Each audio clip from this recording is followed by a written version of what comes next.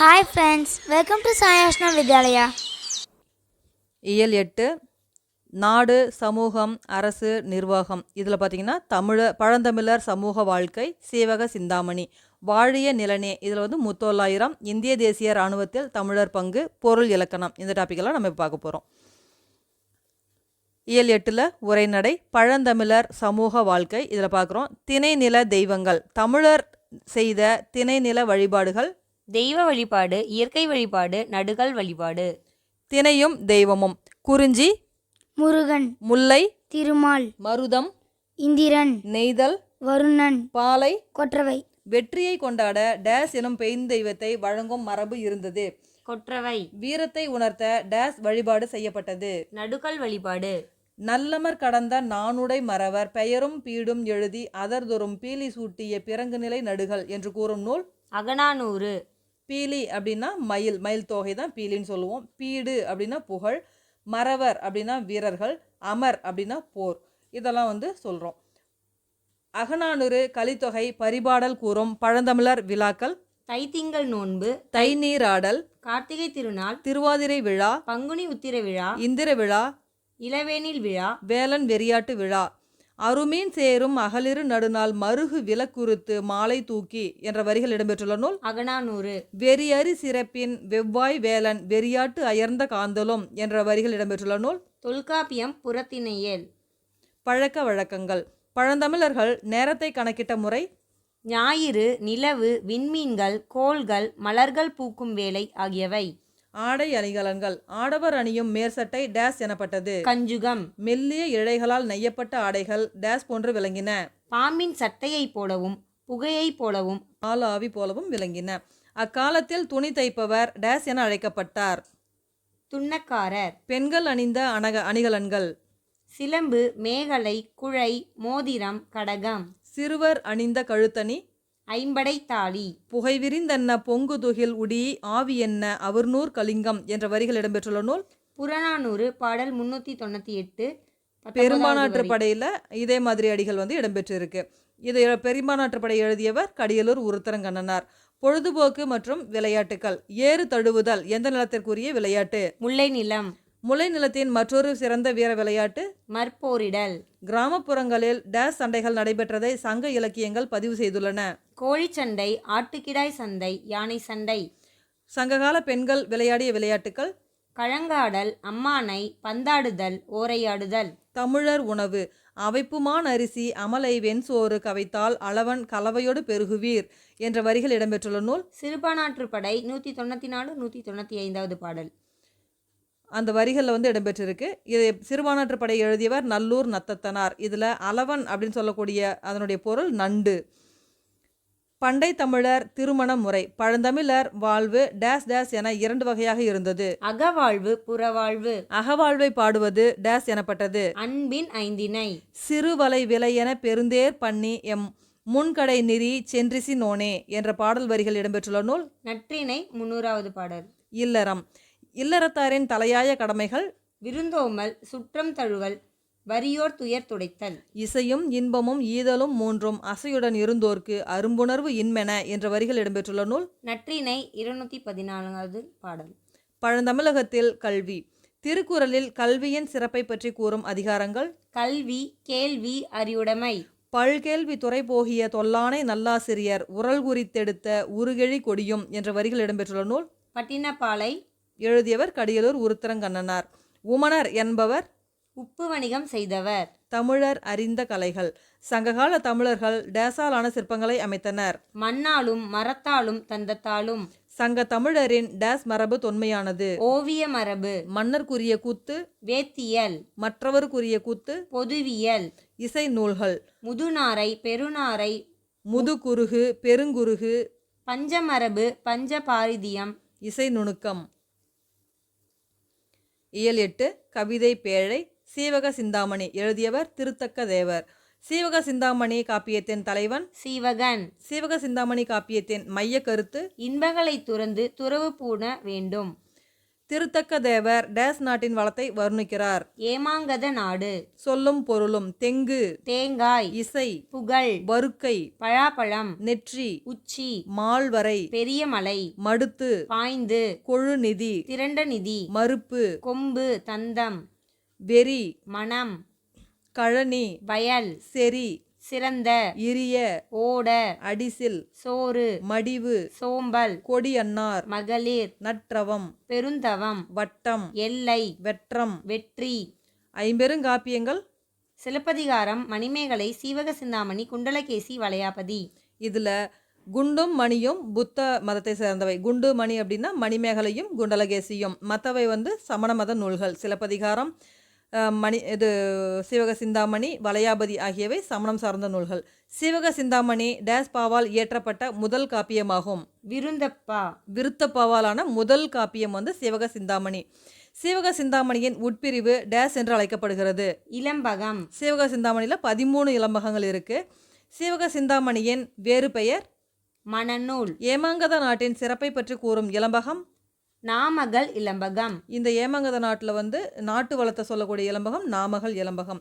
திருத்தக்க தேவர் வாழ்ந்த காலம் 9ஆம் நூற்றாண்டு. சீவக சிந்தாமணி பாடுவதற்கு முன்னோட்டமாக திருத்தக்க தேவர் எந்த நூலை பாடினார்? நரிவிருத்தம். இதுவும் சமணம் சார்ந்த நூல்தான். இலக்கண குறிப்பு: தேமாங்கனி, செந்நெல், தன்கடல், நற்றவம் ஆகியவை பண்பு தொகைகள். செய்கோளம் ஆகியவை வினைத்தொகை. இது அதாவது வினைத்தொகை முக்காலமும் உணர்த்தும். விளைக அப்படின்னு சொல்லக்கூடியது வியங்கோல் வினைமுற்று. வியங்கோல் வினைமுற்று க, இய, இயர் அப்படின்னு சொல்லக்கூடிய அந்த விகுதிகளை கொண்டு முடியும். தேர்ந்த பெயரெச்சம். தேர்ந்த பையன், அந்த பையனை எச்சமாக சொல்கிறதுனால தேர்ந்த அப்படிங்கிறது பெயரெச்சம். இறைஞ்சி அப்படிங்கிறது வினையெச்சம். கவிதை பேழை. முத்தொள்ளாயிரம். முத்தொள்ளாயிரம் டேஸ் அரசர்களின் நாட்டு வளங்களை நயமாக வெளிப்படுத்துகிறது. சேரன், சோழன், பாண்டியன். பாடல் சேர நாட்டு சேர்ந்த பாடல். அள்ளர் பழனத்து அரக்காம்பல் வாயவிழ வெள்ளம் தீப்பட்டதென வெறி புல்லினம் தம் கைச்சிறகால் பார்ப்படுக்கும் கவ்வை உடைத்தரோ நச்சிலைவேர் கோக்கதை நாடு. இந்த பாடலில் இடம்பெற்றிருக்கக்கூடிய அணி தற்குறிப்பேற்ற அணி. சொல்லும் பொருளும்: அள்ளல் சேரு, பழனம் நீர்மிக்க வயல், வெறி அஞ்சி, பார்ப்பு, குஞ்சு, புல்லினம், பறவையினம். சோழ நாட்டு பாடல். காவல் உழவர் களத்தகத்து போர் ஏறி நாவலோ என்றழைக்கும் நாளோதை காவலன் தன் கொள்யானை மேலிருந்து கூற்றிசித்தால் போலுமே நல்யானை கோக்கில்லி நாடு. இந்த பாடல் இடம்பெற்றிருக்கக்கூடிய அணி ஊமை அணி. சொல்லும் பொருளும்: நாவலோ நாள் வாழ்க என்பது போன்ற வாழ்த்து. இசைத்தால் ஆரவாரத்தோடு கூவுதல். பாண்டிய நாட்டு பாடல். நந்தின் இளஞ்சினையும் புன்னை குவிமொட்டும் பந்தரிளங்கமுகின் பாலையும் சிந்தித்திகள் முத்தம் போல் தோன்றும் செம்மற்றே தென்னன் நகைமுத்த வெண்கொடையான் நாடு. இப்பாடல் இடம்பெற்றுள்ள அணி ஊமை அணி. சொல்லும் பொருளும்: நந்து, சங்கு, கமுகு, பாக்கு. முத்தொள்ளாயிரம் எப்பா வகையால் ஆனது? வெண்பா. மன்னர்களின் பெயரை குறிப்பிடாமல் சேர, சோழ, பாண்டியர் என்று பொதுவாகவே பாடக்கூடிய நூல் தான் இந்த முத்தொள்ளாயிரம். முத்தொள்ளாயிரம் என பெயர் வர காரணம் 3 மன்னர்களை பற்றி பாடப்பட்ட 900 பாடல்களை கொண்ட நூல் என்பதால் இது முத்தொள்ளாயிரம் அப்படின்னு சொல்லி பெயர் பெற்றது. முத்தொள்ளாயிரம் நூலிலிருந்து இன்று நமக்கு கிடைத்துள்ள பாடல்கள் மொத்தம் 108 நூல் தான் புறத்தின் திரட்டு அப்படின்னு சொல்லக்கூடிய நூல்ல இருந்து நமக்கு கிடைச்சிருக்கு. முத்தொள்ளாயிரத்தை எழுதிய ஆசிரியர் பெயர் தெரியவில்லை. இது 5ஆம் நூற்றாண்டை சேர்ந்த பாடலாக இருக்கலாம் அப்படின்னு கருதப்படுது. முத்தொள்ளாயிரம் 3 மன்னர்களையும் எவ்வாறு சிறப்பிக்கிறது? சேரநாடு அச்சமில்லாத காடு, அச்சமில்லாத நாடு. சோழ நாடு ஏர்ச்சிறப்பு, போர்ச்சிறப்பு. பாண்டிய நாடு முத்துடை நாடு. இலக்கண குறிப்பு: அஞ்சி, பெயரெச்சம், வெண்குடை, இளங்கமுகு ஆகியவை பண்பு தொகைகள். கொள் யானை, குவிமுட்டு ஆகியவை வினைத்தொகைகள்.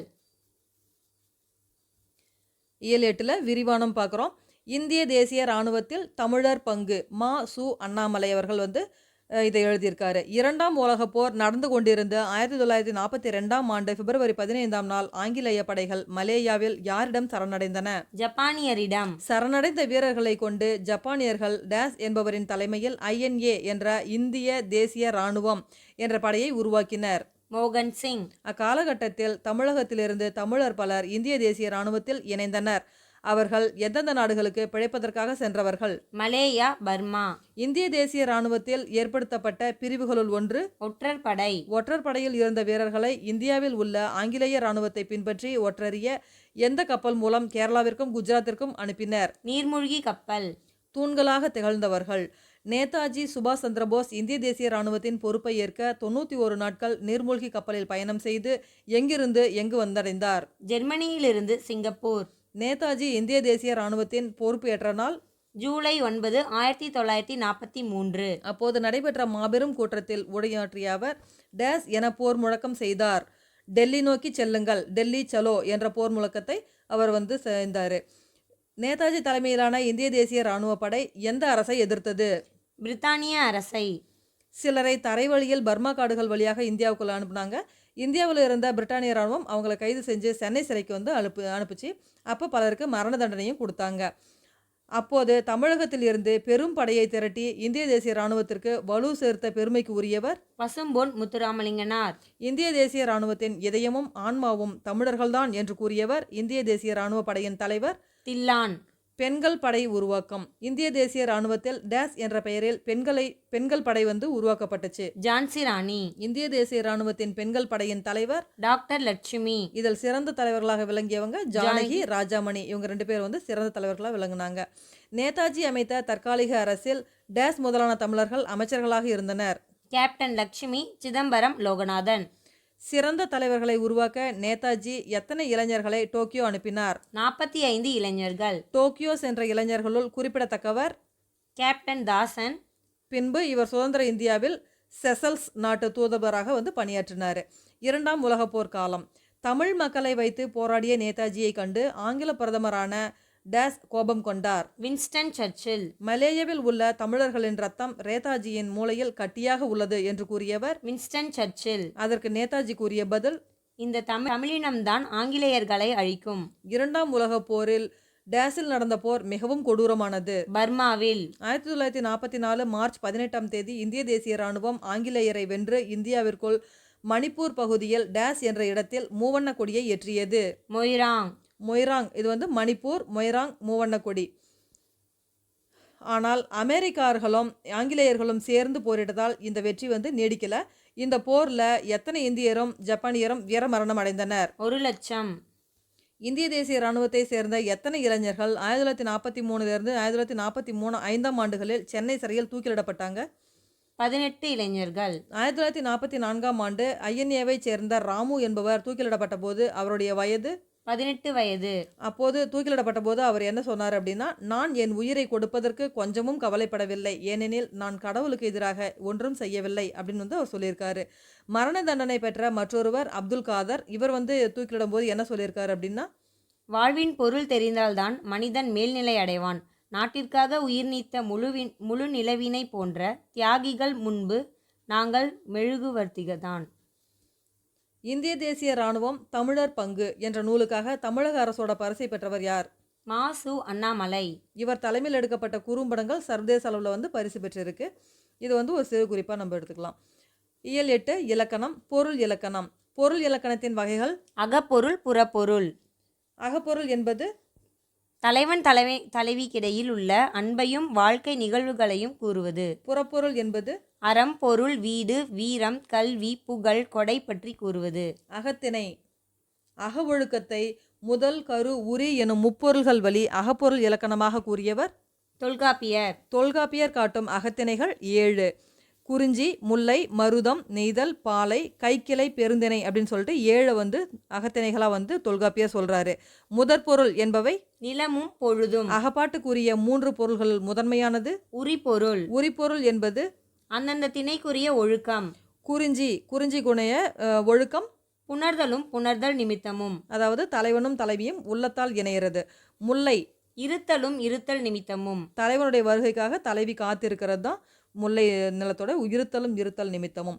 மருதம் ஊடலும் ஊடல் நிமித்தமும், தலைவன் தலைவிக்கிடையே ஏற்படக்கூடிய சிறு பிணக்காகிய ஊடலை சொல்றது மருதம். அதாவது சொல்லியாச்சு. நெய்தல் இரங்கலும் இரங்கல் நிமித்தமும், கடலுக்கு சென்ற தலைவன் பொழுதோடு திரும்பாததற்கு தலைவி வருந்தி காத்துட்ருக்கா. பாலை பிரிதலும் பிரிதல் நிமித்தமும், தலைவன் தலைவியை விட்டு பிரியிறது. பொழுது, காலத்தை தமிழர்கள் இரண்டாக பிரிக்கிறாங்க. பெரும்பொழுது சிறு பொழுது. கருப்பொருள் என்பது வாழ்வியல் சார்ந்த பின்னணி பொருள்கள். தொல்காப்பியர் முதலான இலக்கண நூலார் கருப்பொருள்களை பற்றி என்னென்ன சொல்றாங்க அப்படின்னா, தெய்வம், மக்கள், உணவு, விலங்கு, மரம், பறவை, பண், பறை, யாழ், தொழில், ஊர், நீர், பூ. இந்த 13 பொருள்களை வந்து முதன்மை பொருளாக வச்சு தான் கருப்பொருள் வந்து சொல்றாங்க. புறத்திணை என்பது 7ஆக தொல்காப்பியர் சொல்றாரு. வெச்சி, வஞ்சி, உழிஞை, தும்பை, வாகை, காஞ்சி, பாடான். அதாவது தொல்காப்பியர் அகத்திணை 7, புறத்திணை 7 அப்படின்னு சொல்றாரு. புறத்திணைகளை 12ஆக வகைப்படுத்திய நூல் புறப்பொருள் வெண்பா மாலை. இதை எழுதியவர் ஐயனார் இதனார். இதில் வந்து 12ஆக வகைப்படுத்தி இருக்கிறது என்னன்னு பார்க்கலாம். வெட்சி, கரந்தை, வஞ்சி, காஞ்சி, உழிஞை, நொச்சி, தும்பை, வாகை, பாடான், பொதுவியல், கைக்கிளை. பெருந்திணை. திணையின் உட்கூறுகள் டேஸ் எனப்படும். துறை எனப்படும். புறம் டேஸ் என்றும் பொருள்படும். வெளியே. எடுத்துக்காட்டு புறநானூறு, புறநகர். பக்கம் அப்படின்னு ஒரு பொருளும் உண்டு. எடுத்துக்காட்டா உட்புறம், வெளிப்புறம் அப்படின்னு சொல்கிறோம். புறம் அப்படின்னா நகரம் என்ற பொருளையும் வருது. காஞ்சிபுரம், விழுப்புரம். திணையும் விளக்கமும் இதனுடைய துறை எண்ணிக்கைகளும் வந்து சொல்கிறோம். வெட்சி கவர்தலும் மீட்டலும். இதில் துறை எண்ணிக்கை 14 துறைகள் இருக்குது. வஞ்சி போர் தொடுத்தலும் போரிடுதலும் இதுதான் இதனுடைய வஞ்சிக்கான விளக்கம். துறை எண்ணிக்கை வந்து 13 இருக்குது. உழிஞை. உழிஞையுடைய விளக்கம் முற்றுகையிடுதலும் கோட்டையை காத்தலும். இதில் 8 துறைகள் இருக்குது. தும்பை வலிமையுடன் போரிடுதல் இதில் 12 துறைகள் இருக்குது. வாகை. போரிடுதலும் ஒழுக்கங்களில் தனித்து நிற்றலிலும் இது வந்து வாகைத்திணை. துறைகள் வந்து 18. காஞ்சி நிலையாமையை வந்து சொல்கிறது தான் காஞ்சி திணை. இதில் வந்து 20 துறைகள் இருக்குது. பாடான் கல்வி, புகழ், ஈகை போன்றவற்றை பற்றி பாடக்கூடியது தான் பாடான் திணை. இதில் 10 துறைகள் இருக்குது. பாதிரி ஒத்த பூ என்பது செய்கோலம் ஆகிய விளக்கண குறிப்பு. ஊமை தொடர். பாதிரி ஒத்த பூ அப்படிங்கிறது ஓமை தொடர். செய்கோலம் இது வந்து வினைத்தொகை. வெறிகமல் கழனியுள் உழுனர் வெள்ளமே என்ற வரிகளின் பொருள் மனம் கமழும் வயலில் உழவர் வெள்ளமாய் உழுதிருந்தனர். மொழியை ஆள்வோம். அகில இந்திய காங்கிரஸ் கட்சியின் தமிழ் மாநிலத்தின் முதல் பெண் பிரதிநிதி அதாவது சார்பாளராக தேர்வாகி பங்கு பெற்றவர் யார்? பெரியாரின் மனைவி நாகம்மையார். தென்னகத்தில் மகாத்மா காந்தியின் ஆணையை ஏற்று மதுவிலக்கு போராட்டத்தை முன்னின்று நடத்தியவர்கள் நாகம்மையாரும் பெரியாரின் தங்கை கண்ணம்மாவும். மதுவிலக்கு போராட்டத்தை நிறுத்துவது என் கையில் இல்லை, ஈரோட்டில் இருக்கும் 2 பெண்களின் கையில்தான் இருக்கிறது என்று கூறியவர் யார்? மகாத்மா காந்தி. இவர் எங்கிருந்து இவ்வார்த்தையை கூறினார்? மும்பையிலிருந்து. குடியரசு இதழின் பதிப்பாளராக பணியாற்றியவர் நாகம்மையார். வயலடை புகுந்தாய் மணிக்கதிர் விளைத்தாய் விளைந்த செல் வளைந்த செல் கால்களால் ஆரே அயலுல ஓடை தாமரை கொட்டி ஆம்பலின் இதழ்களை விரித்தாய் கயலடை செங்கன் கருவரால் வாழை கரை வளர் தென்னையில் பாய பெயரிடைப்பட்ட வானென தோன்றும் பெருங்குளம் நிறைந்து விட்டாயே. இந்த பாடலை எழுதியவர் வாணிதாசன். கலைச்சொற்கள் மற்போர், ரெஸ்லிங், செம்மொழி இலக்கியம், கிளாசிக்கல் லிட்ரேச்சர், நாட்டுப்புற இலக்கியம், ஃபோல்க் லிட்ரேச்சர், இந்திய தேசிய இராணுவம், இந்தியன் நேஷனல் ஆர்மி. நூலும் நூலாசிரியரும். தமிழர் உணவு பக்தவச்சல பாரதி. இது வந்து தொகுப்பு ஆசிரியர். ஆகாயத்துக்கு அடுத்த வீடு மு மேத்தா. தமிழ் பழமொழிகள் கி வா ஜெகநாதன். நன்றி.